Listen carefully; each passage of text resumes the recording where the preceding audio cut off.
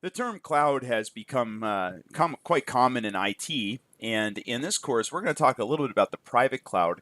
I'm sure most of you are familiar with what the cloud is, but for just for the sake of clarification, we'll baseline everyone on this concept that the cloud is basically a collection of technologies for abstracting the details of how application storage, network, and other computing resources are delivered to users.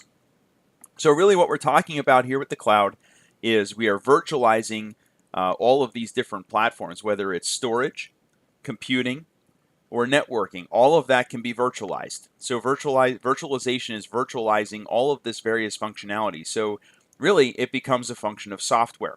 So virtualization happens in software.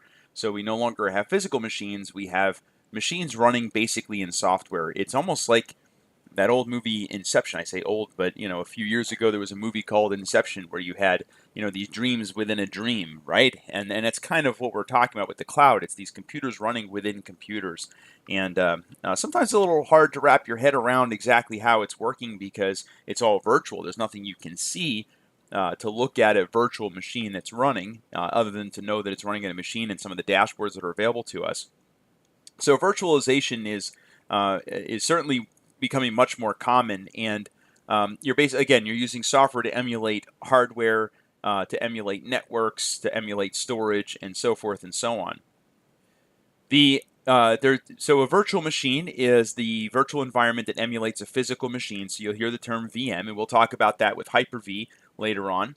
The host computer is the physical computer on which the VM software is installed and from which the VMs run. So when we talk about the host, that is the machine that is hosting all of these VMs. So earlier when I was talking about the different editions of Microsoft Windows Data Center edition might be the host operating system and the host machine.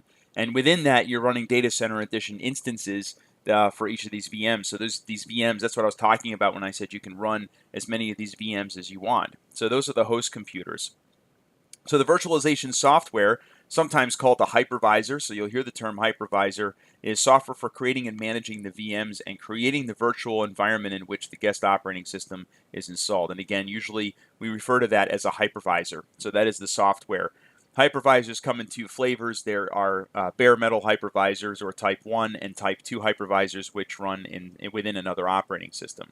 So in some cases, the hypervisor is the operating system, and in other cases, the hypervisor runs as an application within an operating system. I would classify Hyper-V as a class 2 or a type 2 hypervisor, where it's software running within the operating system. Even though it's really stitched in very closely with the data, with Microsoft Windows Server. I would still classify it that way, but you could make the argument that it is a Type 1 hypervisor and is bare metal. And I suppose if you're running Windows Core, it probably is somewhat similar to how something like VMware would work, which is a different hypervisor. There are other hypervisors other than just Windows, of course, and many that are more popular and used in probably many more data centers than Microsoft is. But we'll talk about the Hyper-V because that's the hypervisor used by Windows in this class, so we can understand what some of the features are and how we can use that. So when we talk about the cloud, usually when people think about the cloud, they're thinking about the public cloud.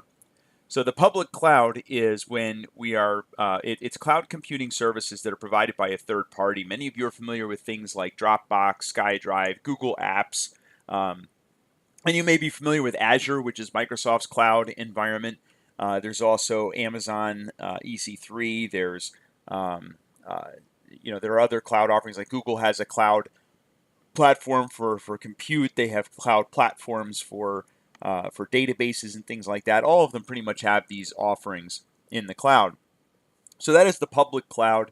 It's where a third party is giving us access to these cloud environments for either storage, for a platform like a database, or even platforms like email or Salesforce, which is a popular customer relationship management system that runs in the cloud, and so forth. So a private cloud is where we use that same technology and that same infrastructure, but we operate it within our own data center. So a private cloud is our own, we're leveraging those technologies that have been developed for the cloud, but we run it in our own data center. And that's really what Windows Server Data Center Edition is about. It's about creating your own private cloud. And a virtual desktop infrastructure, or VDI, is where users connect to a private cloud with a web browser or client software and can access their desktop from any internet location.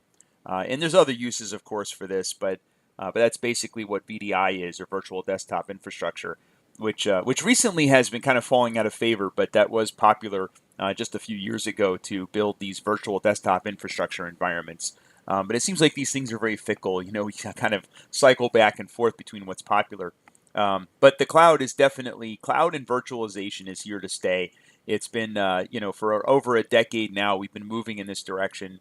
And I think you'll find that most major data centers are running virtualized. There's a lot of good reasons to run in virtualized environments. And Microsoft has developed tools that support that. So you can do virtualization in a private cloud using all products within the Microsoft ecosystem. And by the way, with Microsoft Data Center Edition, if you're running VMs, they don't have to be Windows machines. You can run VMs that are running Linux, that are running Unix, and running pretty much any operating system that runs on the same architecture that your Data Center Edition is running on. So it does support things outside the Microsoft ecosystem. And likewise, I should probably mention that the cloud can also apply the other direction, where we're using other products like VMware to build our private cloud, and we're running Windows servers within that private cloud. So it can go in the other direction as well. We could be using some other vendor or some other software as our cloud platform, or our private cloud platform, and our VMs are running within that. So for example, if you're using Microsoft's Azure environment, you're probably using Data Center Edition. But if you are, it's probably running in a data center. I don't know for sure, but if I had to guess, Microsoft's probably using their own technology. But if you're using Google or Amazon or Rackspace or one of the other providers for cloud services, there's a good chance that the hypervisor is not Microsoft. It's probably one of the open source, built on one of the open source operating systems like Linux, or it could be something like VMware. But although I think many of those providers really, created their own solutions from open source software or open source operating systems. But again, it's important for us to bear in mind the private cloud as we talk about all of these things, because there's a good chance that most of our infrastructure in modern data centers and modern infrastructure is running as a private cloud. So in the next presentation, I'll talk about some of the core technologies available in Microsoft Windows Server, which we'll cover in more detail throughout the course.